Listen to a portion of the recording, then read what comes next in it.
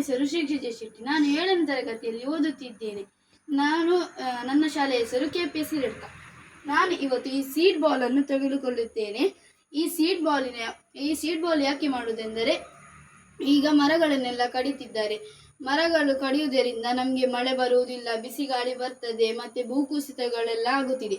ಅದಕ್ಕಾಗಿ ನಾವು ಈ ಸೀಡ್ ಬಾಲ್ ಅನ್ನು ಮಾಡುತ್ತಿದ್ದೇವೆ.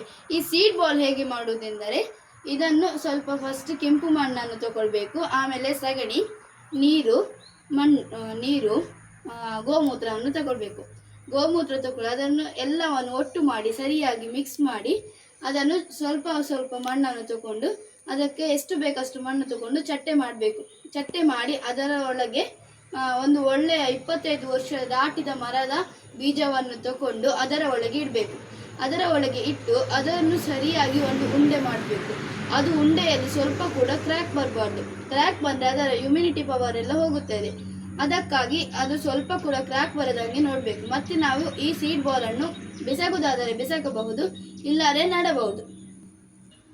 ಈ ಸೀಡ್ ಬಾಲ್ ಇದರೊಳಗೆ ಹಾಕಿ ಆಮೇಲೆ ಇದರ ಮೇಲೆ ಹೀಗೆ ಮಣ್ಣನ್ನೆಲ್ಲ ಮುಚ್ಚಬೇಕು.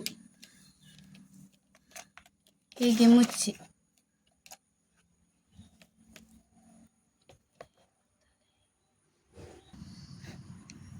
ಈ ಥರ ಇದರೊಳಗೆ ಎಲ್ಲ ಮುಚ್ಚಬೇಕು. ಈ ಸೀಡ್ ಬಾಲ್ ಕಾಣಿಸಬಾರ್ದು.